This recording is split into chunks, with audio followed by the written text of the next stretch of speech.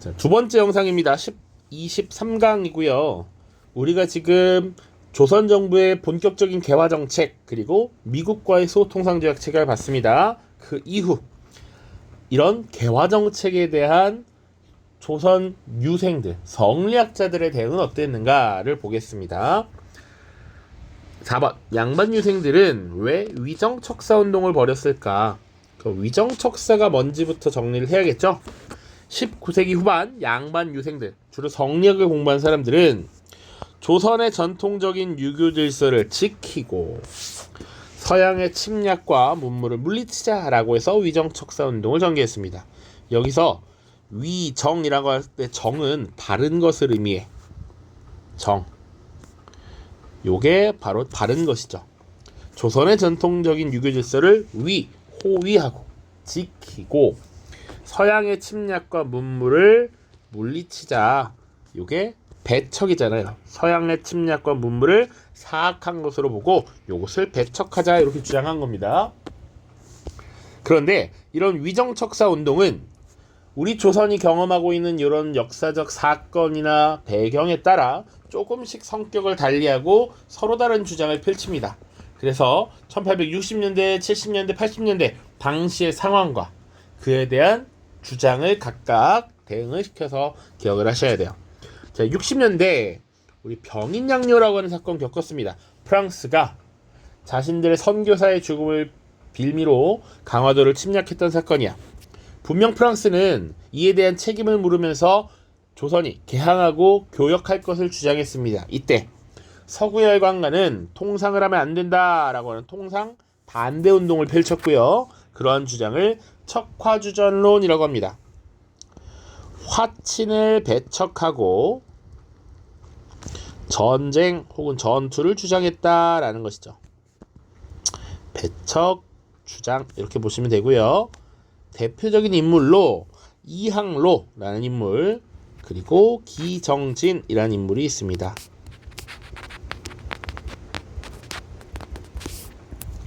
그리고 1870년대가 되면 강화도 조약을 체결하게 되잖아요. 자, 이 시기에 이제 일본과 조약을 체결하려고 하니 일본에게 개항하는 거 안 됩니다 라고 강력하게 주장을 했습니다. 자, 그때 근거가 뭐였냐면 당시 최익현이라는 인물이 적극적으로 주장을 했는데 외놈들이나 양놈들이나 사실 겉모습만 다르지 똑같은 사람들입니다 이런 주장을 펼쳐요.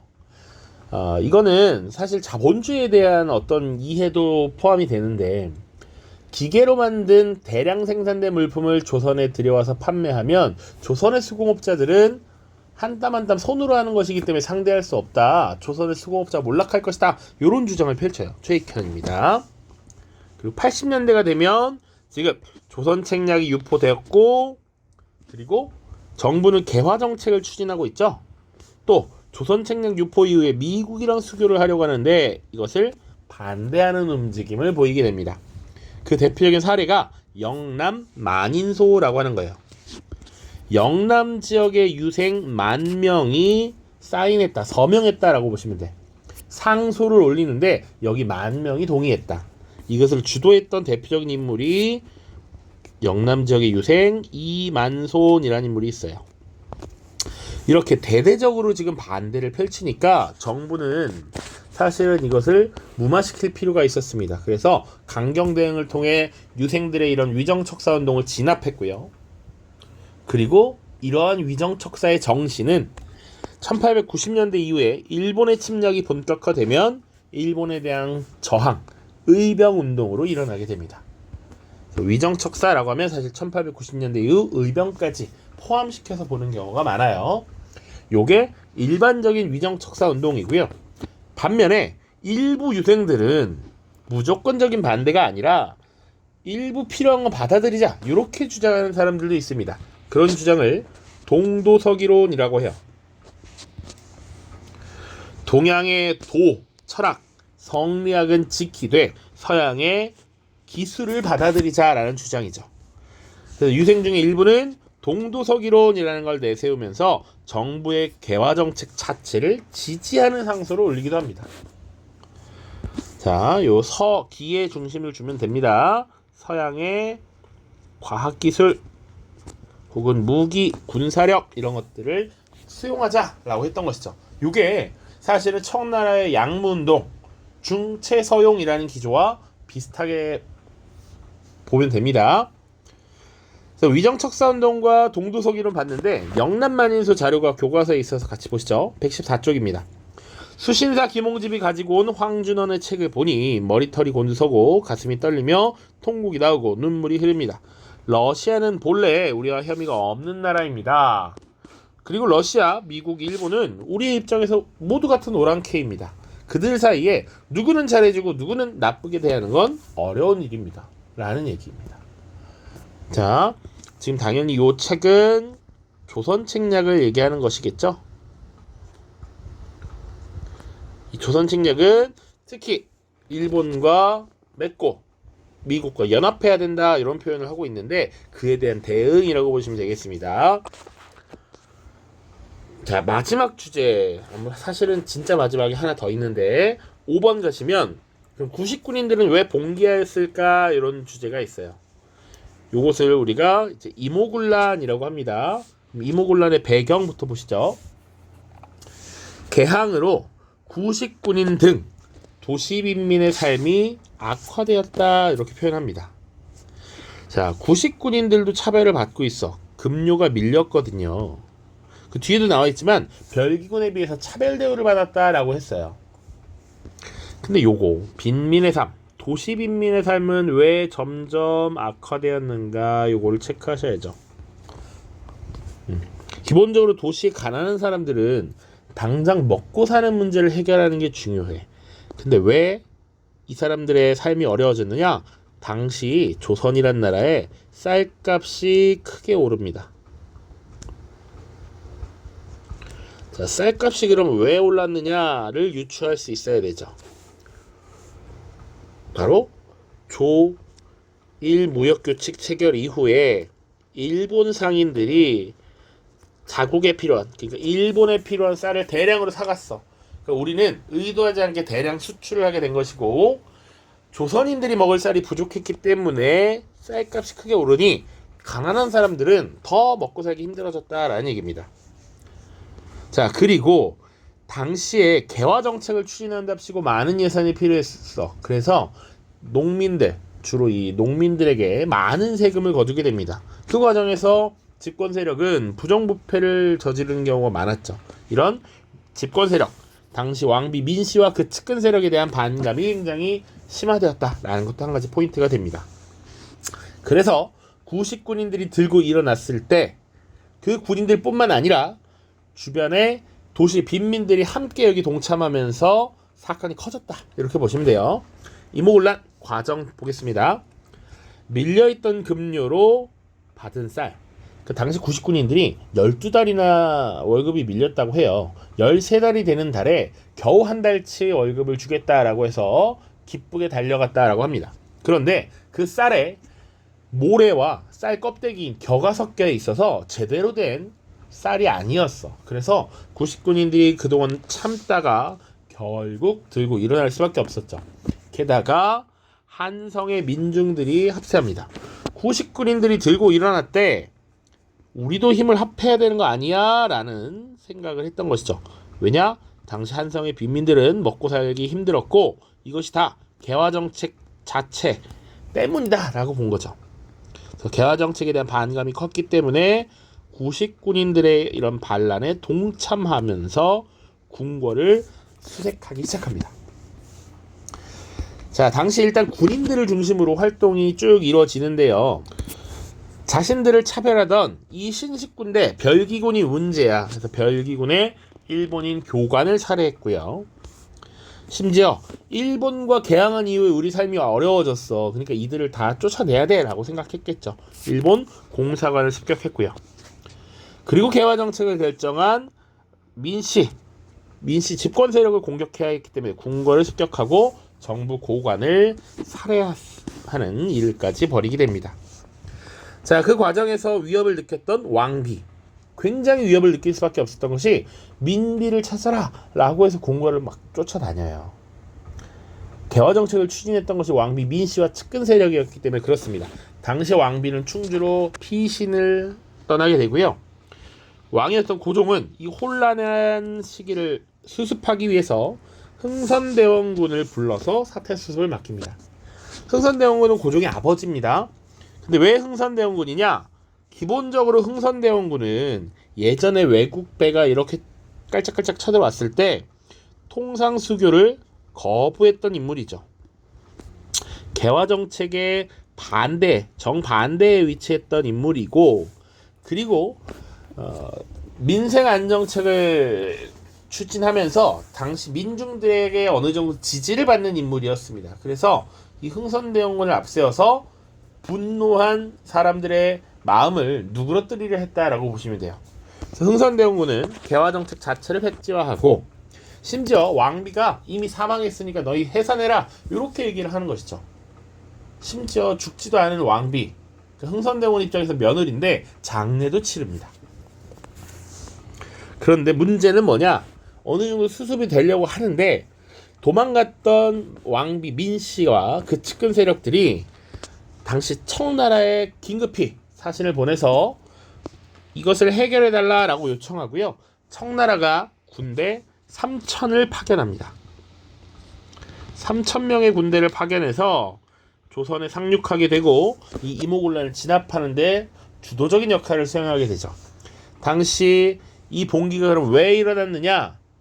그 배경이 무엇이냐? 라고 하는데 누군가 책임을 져야 되잖아. 근데 정치적 책임을 누구에게 물었느냐? 바로 흥선대원군에게 묻습니다. 당신이 이 개화정책을 추진하는 것에 대한 반감을 가지고 권력에서 밀려난 것에 분풀이를 하기 위해서 이 사람들을 조종한 것이 아니냐, 뭐 이런 형태의 책임이라고 보시면 되겠습니다. 흥선대원군을 납치해 가서 청나라의 강제로 압송했고요. 결국 왕비 민씨와 그 측근 세력들이 권력에 복귀하게 됩니다. 실제로 이 파트 23강의 내용은 이렇게 끝이고요. 24강으로 넘어가게 되면 이모군란 이후에 그러면 어떤 변화가 있었는가를 보는데, 우리 교과서에 특집이라는 부분으로 좀 이상한 내용이 있어서, 이상한 건 아니고 알아야 되는 내용이긴 한데 조금 동떨어진 내용일 수 있어서 그래도 정리를 하고 가겠습니다. 개항 이후 경제 변화와 조선의 대응이라고 되어 있고요. 요거 교과서에 116쪽과 117쪽에 이렇게 있습니다. 교과서 116쪽부터 117쪽. 실제 우리가 항구를 개방하고 나서 외국과 교육을 하면서 경제가 어떻게 변화했는가, 그리고 조선 정부는 어떻게 대응했는가 보는 건데요. 요렇게 일단 한번 도식화해 두시면 좋을 것 같아요. 1876년 우리가 강화도 조약이라는 걸 체결했죠. 강화도 조약 체결했고요. 그리고 부속 조약 2개도 같이 체결했습니다. 편의상 그냥 플러스 알파라고 적겠습니다. 그리고 나서 우리가 일본 상인들이 대거 진출했고, 일본 상인에 의한 경제 침탈이 점점점 심해지고 있었습니다. 자, 그런데 지금 1882년 이모군란이라고 하는 사건이 있었습니다. 자, 이 이모군란이 일어나고 나서 청나라가 우리의 이런 혼란함을 수습해 주었고 청나라의 내정 간섭이 심해집니다. 자, 그리고 나서 1882년 무슨 조약을 체결하냐면 조청상민수륙무역장정이라고 하는 것을 체결합니다. 이때부터 청나라 상인들에게도 특권을 주고 조선에 와서 장사를 할 수 있게 합니다. 그래서 1882년 이후에는 일본 상인들만 우리의 경제를 침탈하는 것이 아니라 청나라 상인들이 진출하게 되면서 청나라와 일본 상인의 상권 경쟁이 심화되게 됩니다. 그것이 어디까지 이어지느냐? 1895년. 1895년엔 청일전쟁이라고 하는 것이 종결되는 해예요. 여기서 일본이 승리하게 되면서 사실상 청나라의 영향력이 약해지죠. 그래서 일본 주도로 다시 넘어가는가 하는 요런 단계로 넘어갈 겁니다. 요런 구조를 머릿속에 넣고 보시면 되겠습니다. 첫 번째 시기, 거류지 무역의 시작과 일본 상인의 이동 범위 확대 76년부터 대략 82년이라고 보시면 되고요. 실제로 지금 강화도 조약 그리고 부속 조약 2개 요렇게가 1876년에 체결했던 조약들입니다. 내용은 이미 한번 다 봤지만 간략하게 강화도 조약은 3개 항구를 개항한다 이런 얘기 했고요. 뭐 영사재판권 인정하고 이런 것들 있죠. 그리고 조일소 부록에서 무슨 내용이 있냐면 거류지라는 것을 설정했죠. 일본 상인들이 머무르고 무역에 종사할 수 있는 공간적 범위를 제한했습니다. 그리고 일본 화폐도 사용 가능하도록 했습니다. 자, 조일 무역 규칙은 어땠습니까? 3가지가 없다라고 얘기했죠. 관세 없고, 항구 이용료 항세 없고, 양곡 수출입에 대한 제한 규정이 없다라는 것.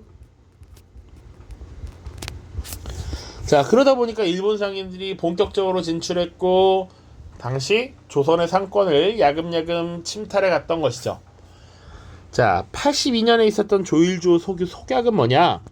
일본인이 거주하고 무역할 수 있는 이 거류지의 범위가 초기에 심리로 제한되어 있었습니다. 이것을 확대해 나간 겁니다. 거류지의 범위를 확대. 이때 82년에 50리로 늘리고 그 다음 100리까지 더욱더 확장해 나갑니다. 자, 그래서 이 시기 76년부터 82년 사이의 특징 보면 주로 일본 상인은 영국산 면제품을 가져와서 팔고 조선에서 쌀과 콩, 소가죽 등을 사갔다.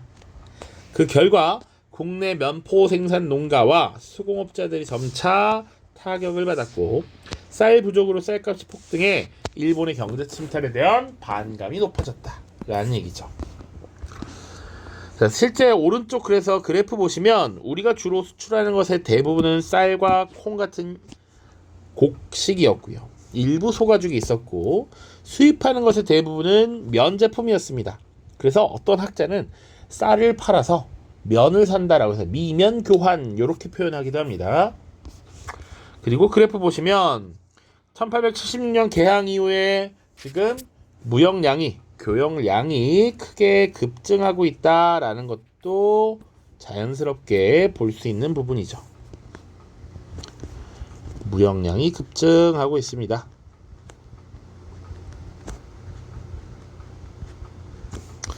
이거 다 교과서에 있는 자료입니다.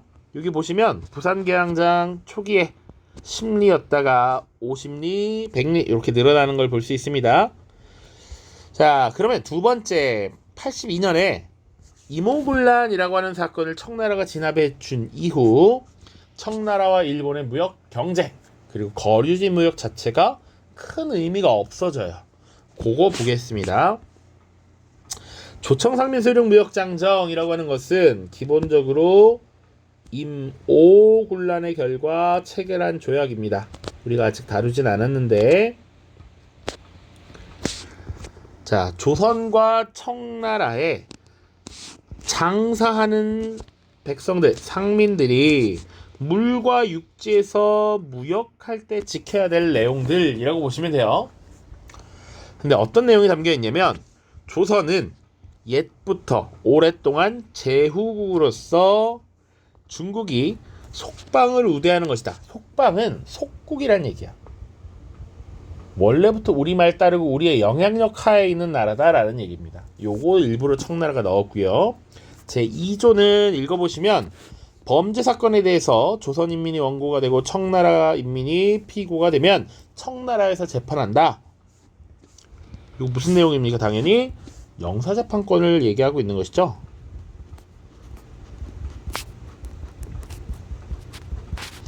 그리고 또 중요한 게 밑에 내용입니다. 제4조 청나라 상인이 조선의 양화진과 한성에 들어가서 영업소를 개설한 경우를 제외하고 각종 화물을 내지로 운반하여 파는 것을 금한다. 근데 앞에가 핵심이야. 이미 양화진과 한성에 들어가서 영업소를 개설한다. 이 말은 내주, 내지 혹은 내륙에 들어와서 무역에 종사할 수 있다라는 얘기죠. 그러니까 내륙 깊숙이 들어온다라는 것 자체가 이제 거류지가 큰 의미가 없다라는 것을 의미합니다. 실제로 당시 조선의 수도 한성의 지도를 이렇게 표현한 건데, 이미 청나라 상인들이 거류하는 지역과 일본 상인이 거류하는 지역이 지금 수도 한성까지 들어와 있더라라는 얘기야. 거류지 자체가 큰 의미가 없어졌다라고 보시면 되고요.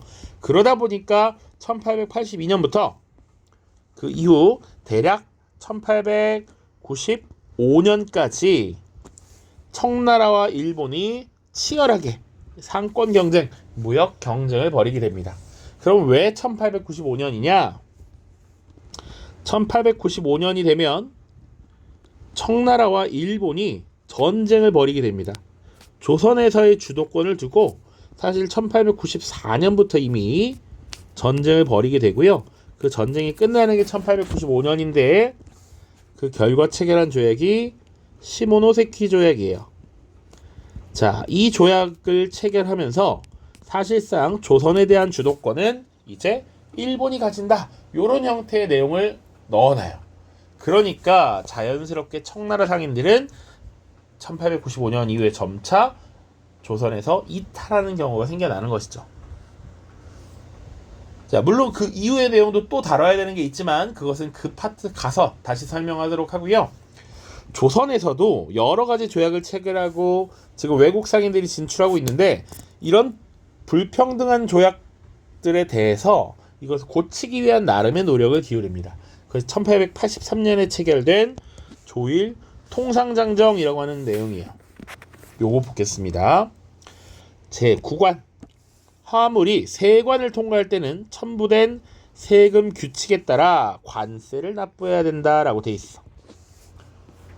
이거 조선에게 유리한 거죠. 그동안 관세가 없었는데 관세를 납부하도록 했다. 37관, 조선에서 양식이 결핍할 것을 우려하여 일시적으로 쌀 수출을 금지하려면 1개월 전에 지방관이 일본 영사관에 통지해야 한다. 요런 것을 방공령이라고 합니다. 요것도 나름 조선의 식량 사정을 고려한 조치니까 두 개는 유리한 거야. 근데 협상이라는 건 주는 게 있으면 우리가 받는 것도 있어야 되는 거죠. 일본의 입장에서 이 두 개는 일본이 준 거야. 그러니까 일본이 받아가는 게 있어야겠죠. 42관, 이후 조선 정부에서 어떠한 권리나 특혜 우대를 다른 나라에게 베풀면 일본국도 그 혜택을 일체 받는다. 이거 무슨 대우? 최혜국 대우라고 하는 것이죠. 그래서 1883년 조일 통상장정이라는 것을 체결해서 기존의 조일 무역 규칙을 개정하는 조치를 들어가는데, 우리가 관세 조항이라든가 방공령 같은 조항을 얻어냈는데 최혜국 대우를 우리가 주기도 했다. 이렇게 연결을 시키시면 되겠습니다. 그래서 지금 많은 내용이라 두 개 강의로 쪼개서 23강 봤습니다. 그 다음 24강 이모군란 이후의 변화 우리가 살펴보도록 할게요. 고생 많았습니다. 안녕.